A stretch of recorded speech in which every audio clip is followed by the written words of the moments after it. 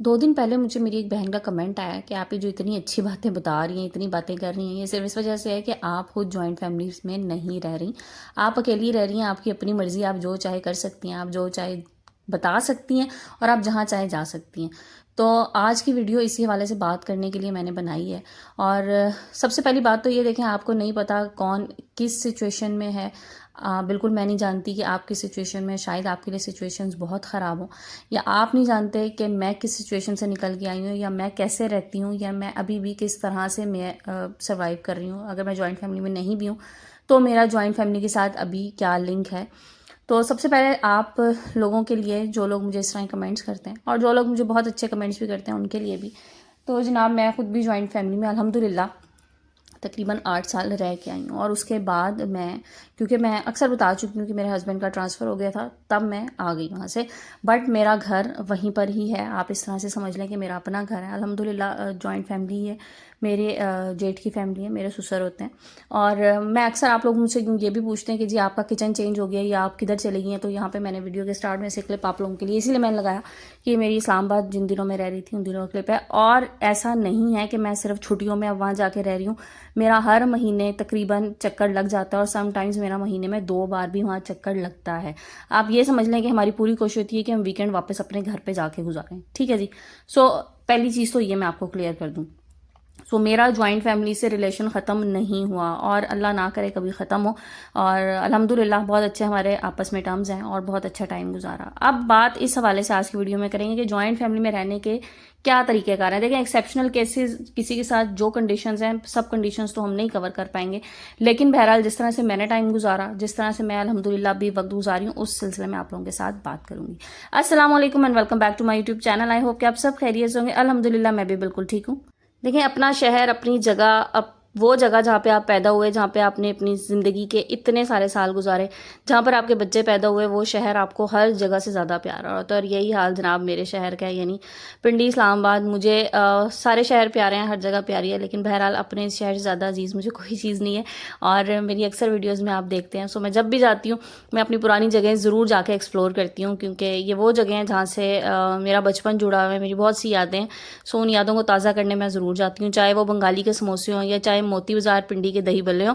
तो जो भी लोग पिंडी से या इस्लामाबाद से मेरी वीडियो देख रहे हैं, ज़रूर बताइएगा कि वो कौन कौन से ऐसे स्पॉट्स हैं जो आप बचपन से जहाँ आप जाते हैं और जहाँ जाना आपको भी बहुत अच्छा लगता है। अच्छा जी, वीडियो की तरफ आते हैं। जॉइंट फैमिली के हवाले से हमने बात करनी थी। तो जनाब सबसे पहली चीज़ तो ये, जॉइंट फैमिली हो, शादी के बाद जब आप गए हैं ना किसी नए घर में, एक चीज़ जो आपने अपने जहन में रखनी है वो ये है कि शुरू के 4 से 5 साल आपको अपनी ज़िंदगी के वहाँ देने पड़ेंगे। हम लोग अक्सर ये कहते हैं कि जी बड़ा गोल्डन पीरियड होता है, हम लोग वहाँ ज़ाया कर देते हैं। उसके बाद देखें, इज़्ज़त करानी है ना, तो पहले 4 से 5 साल आपको लग के इज़्ज़त करनी पड़ेगी, उसके बाद आपका मकाम बनेगा। ऐसा नहीं हो सकता कि आप किसी जगह पे जाएं और जाते साथ ही लोग आपकी परस्तिश, अल्लाह माफ़ करे, करना शुरू कर दें, लोग आपको इज़्ज़त देना शुरू कर दें और आप लोगों को जूते की नोक पे रखें। ये मैं आपको बिल्कुल सही बात बता रही हूँ। अक्सर मैंने अब ऐसी लड़कियां देखी हैं जो ये सोच के आती हैं कि या तो हम जाते साथ ही हस्बैंड को लेके अलग हो जाएंगे, या हम सारे ससुराल को जो है ना वो जूते की नोक पे रखेंगे, लेकिन फिर भी हर कोई हमारी इज्जत करेगा। ये बात जहन से निकाल देंगे। अगर आप ऐसे घर में गई हैं जहाँ पर आपका हस्बैंड घर का बड़ा बेटा है, तो आपको रिस्पेक्ट फुल मिलेगी और आप इन रिटर्न कुछ नहीं करेंगी। ऐसा नहीं हो सकता। देखें, ये गिव एंड टेक वाला मामला है जिसमें आपको ज़्यादा देना है। आप, मैंने जैसे कहा ना कि आपको शुरू के 4 से 5 साल देने पड़ेंगे, आपको रिस्पेक्ट देनी पड़ेगी, आपको रिस्पेक्ट तभी मिलेगी। हाँ, बाज़ लोग ऐसे होते हैं जिनको आप जितनी मर्जी इज्जत दे लें, सर पे बिठा लें, लेकिन वो रिटर्न में आपको नहीं दे सकते। तो उन लोगों के लिए तो यही है कि दुआ कीजिए कि अल्लाह पाक उन्हें हिदायत है। अदरवाइज़ अगर आप इज़्ज़त देंगे किसी को तो आपको इज़्ज़त मिलेगी। और बड़ों की रिस्पेक्ट जो है ना वो हर हाल में है मुकद्दम। आपके हस्बैंड के माँ बाप हैं, आपने उनकी इज़्ज़त करनी ही करनी है। जो लोग ये सोचते हैं ना कि जी शौहर के माँ बाप हैं, मेरे सास ससुर हैं, उनकी खिदमत करना मेरे पे फ़र्ज़ नहीं है, फ़र्ज़ नहीं है, लेकिन इंसानियत तो है ना, तो ये चीज़ें तो करनी पड़ती हैं। अच्छा, फिर उसके बाद देखें, एक चीज़ और है। मैं कहती हूँ ससुराल में रहने या जॉइंट फैमिली में रहने का ना एक जो सबसे बेहतरीन फार्मूला ये है कि आप अपनी ज़ुबान बंद रखें और अपनी आंखें और कान खुली रखें कि आपके इर्द गिर्द हो क्या रहा है। हर बात पे रिएक्शन देना, हर बात पे दू बदू जवाब देना, ये आपकी इज़्ज़त को कम कर देगा। और देखें वो कहते हैं ना, एक दफ़ा हौसला खुल जाए ना अगर, तो फिर जब एक दफ़ा हौसला खुल गया ना आपका और सामने वाले का, फिर तो बात जनाब बस दू बदू लड़ाई पे ही है। अच्छा, इसमें ना मैं एक बात और ऐड ऑन करूँगी। हालांकि मेरा एक ही किचन था, मेरा और मेरी जेठानी का, और हमने एक ही किचन में, हमारी कोई अलग अलग हमने अपने किचन नहीं किए, कोई खर्चे अलग अलग नहीं किए, वो सब कुछ हमारा कंबाइन ही था। मैं कहती हूँ इसमें सबसे अक्लमंदी जो होती है ना, ये मर्दों की होती है।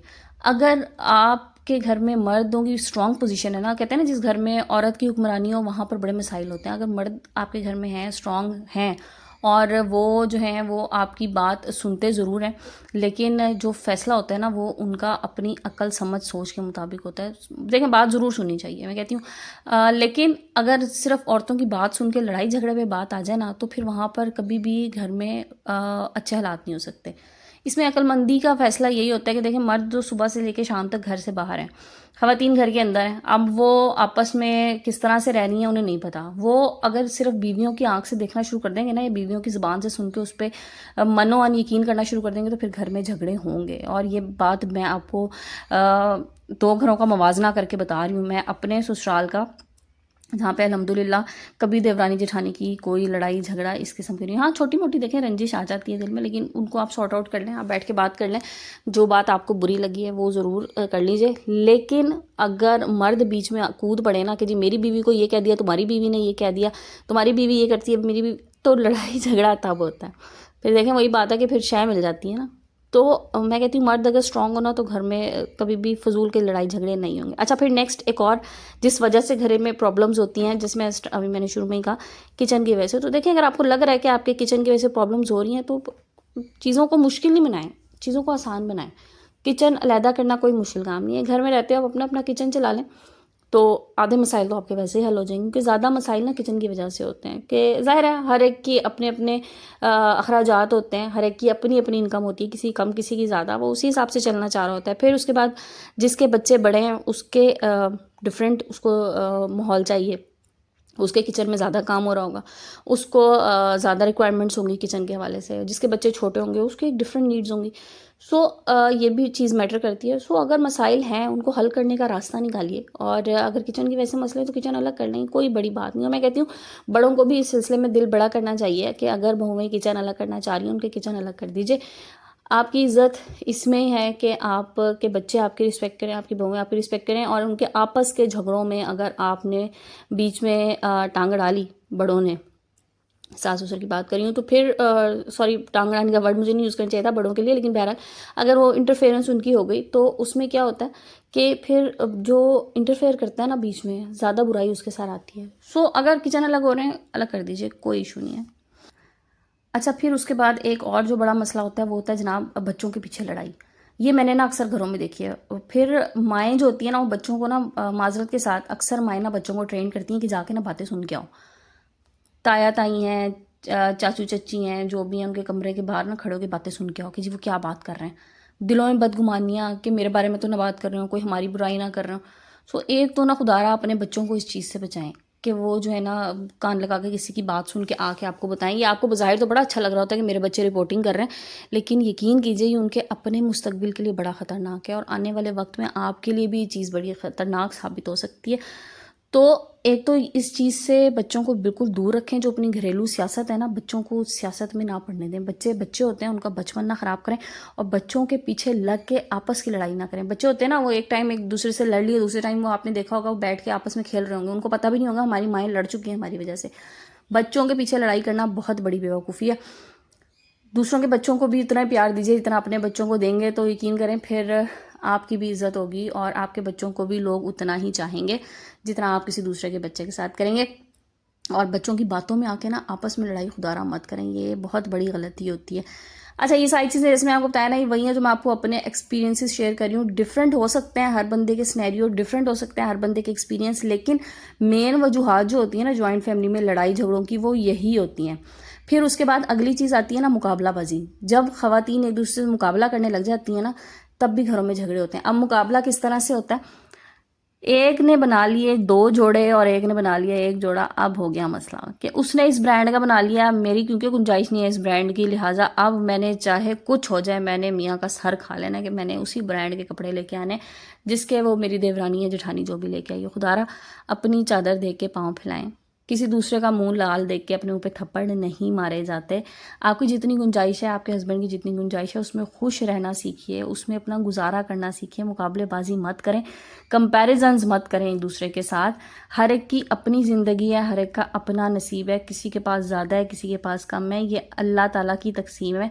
इसको चैलेंज ना करें कि उसके पास कम है तो मेरे पास ज़्यादा है, मेरे पास ज़्यादा नहीं है, उसके पास ज़्यादा है तो क्यों है, और या ये। अच्छा, फिर एक और चीज़ मैं आपको बताऊँ, एक और चीज़ का भी बड़ा कंपैरिजन होता है। अगर देवरानी जेठानी में से एक जॉब करने वाली है ना और एक घर बैठी है, तो पता नहीं उसको ऐसा क्यों लगता है कि मुझे लोग दबाएंगे, क्योंकि या फिर एक और भी मसला इसी के साथ रिलेट कर लेते हैं, जिसका हस्बैंड कम कमा रहा होता है ना, उसे खामखा ये वाली ना इंफीरियोरिटी कॉम्प्लेक्स होता है कि पता नहीं मुझसे ज़्यादा काम कराएंगे, पता नहीं मुझे कमतर समझते हैं क्योंकि मेरा मियाँ अच्छा नहीं कमा रहा।